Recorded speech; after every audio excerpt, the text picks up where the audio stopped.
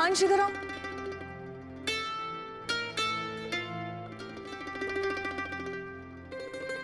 ठीक से बन रहा है ना तुम्हें? अच्छा, जाओ खेलो।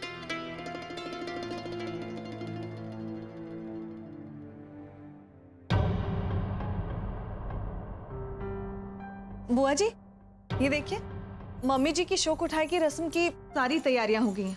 सारा सामान तैयार है।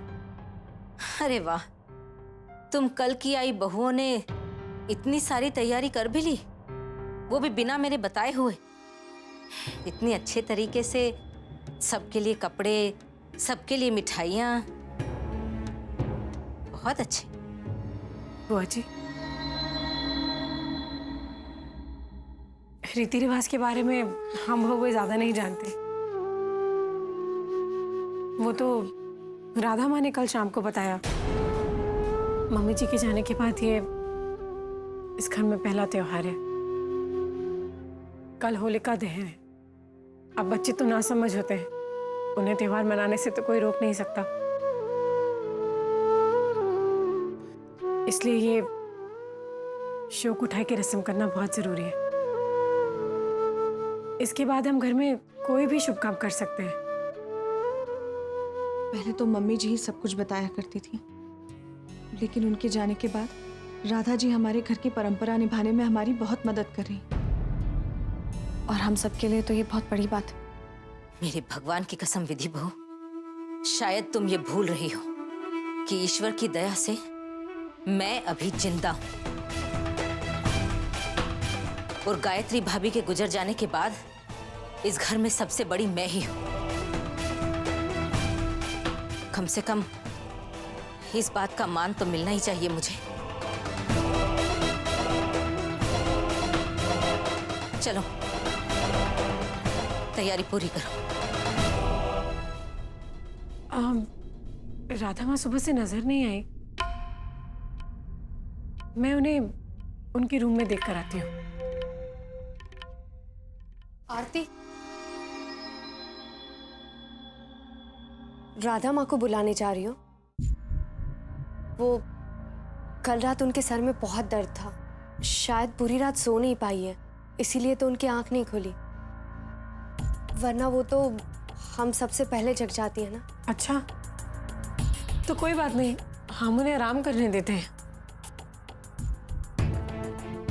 अगर आप सब लोग ठीक समझे तो क्या मैं भी इस रस्म में शामिल हो सकती हूँ? आखिर गायत्री माँ मेरी भी तो सास थी ना।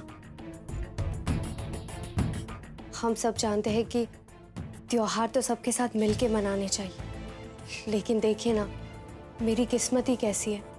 इतना बड़ा परिवार है, लेकिन फिर भी अकेली हूं मैं। आकाश को अच्छा लगेगा ये? पंकज भैया, वो तो सो रहे हैं, इतनी जल्दी नहीं उठने वाले हो। ठीक है। जी।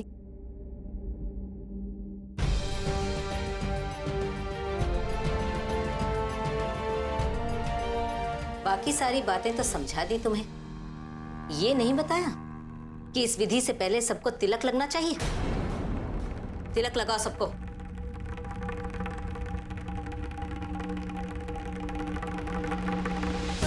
मम्मा क्या कर रहे हो? तिलक लगाने से मेरी स्किन खराब हो जाएगी, मुझे कॉलेज जाना है। थोड़ा सा लगवा लो वेदिका, इतने से कोई प्रॉब्लम नहीं होगी, और अगर प्रॉब्लम होगी भी ना तो राधा जी तुम्हें अपना लेप लगा देंगी, फिर ठीक हो जाओगी। ठीक है, लगा दो। बेटा, दादाजी को प्रणाम करके आशीर्वाद लेके कॉलेज जाना। ठीक है।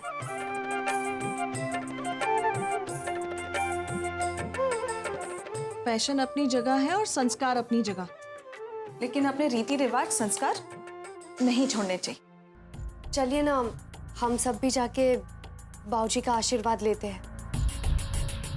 वैसे तो वो मेरी सूरत भी नहीं देखना चाहते, लेकिन क्या पता आज त्योहार के दिन वो मुझे भी अपना ले। इशिता ठीक कह रही है। हम सबको चलना चाहिए। चलो।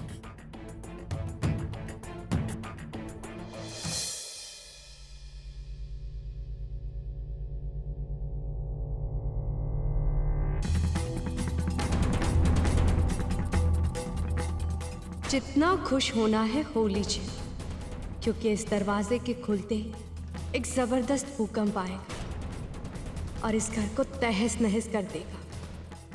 बेचारे यश और आरती कैसे बचाएंगे अपने इस परिवार को?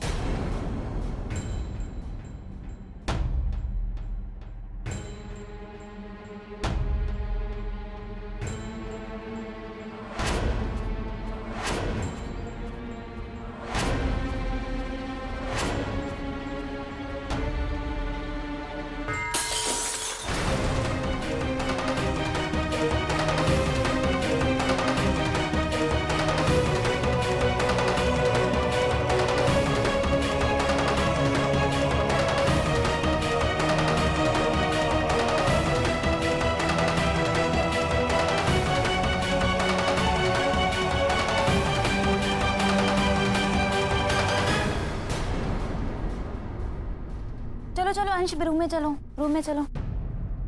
मेरे भगवान की कसम, कलयुग है कलयुग। वहां बाहर हम लोग भाभी के देहांत के बाद शोक उठाने की तैयारी कर रहे हैं, जिससे घर में उसके बाद कोई शुभ काम आरंभ हो सके, और यहाँ ये शुभ काम पहले ही आरंभ हो गया। छी छी छी।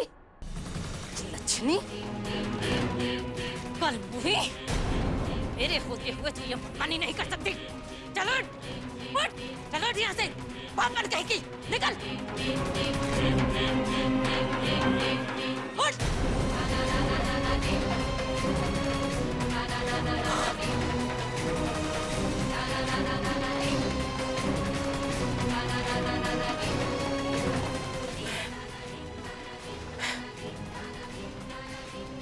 मैं यहाँ कैसे? बस बस, बंद कर ये नाटक। शर्म नहीं आई तुझे इतनी नीच हरकत करते हुए? मेरे भैया के कमरे में, उनके साथ, उनके बिस्तर पे।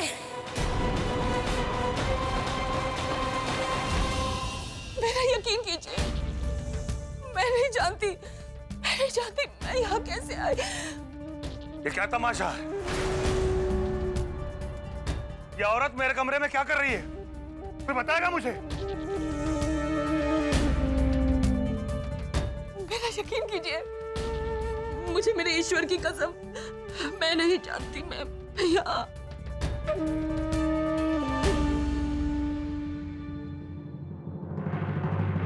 मुझे इतना याद है कि कल रात मैं यहाँ दूध का गिलास रखने आई थी।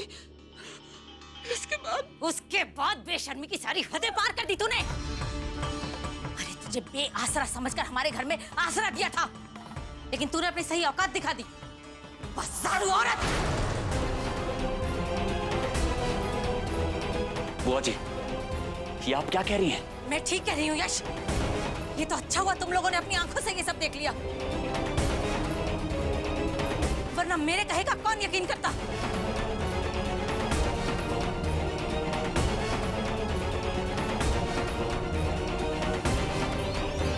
आधा जैसे लोग सड़क पर ठोकरें खाने लायक ही होते हैं।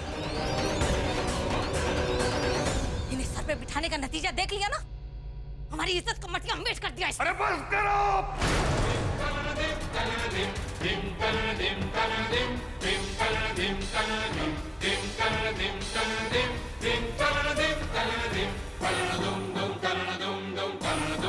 ये क्या करने की कोशिश कर रहे हो तुम लोग? क्या करने की कोशिश कर रहे हो?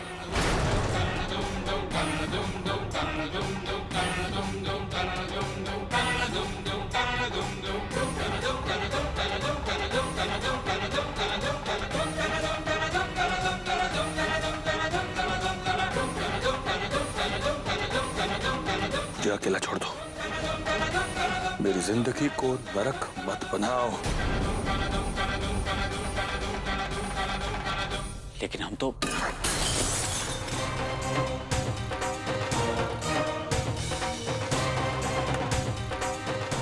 जाओ यहां से। मेहरबानी करो मुझ पर, मेहरबानी करो।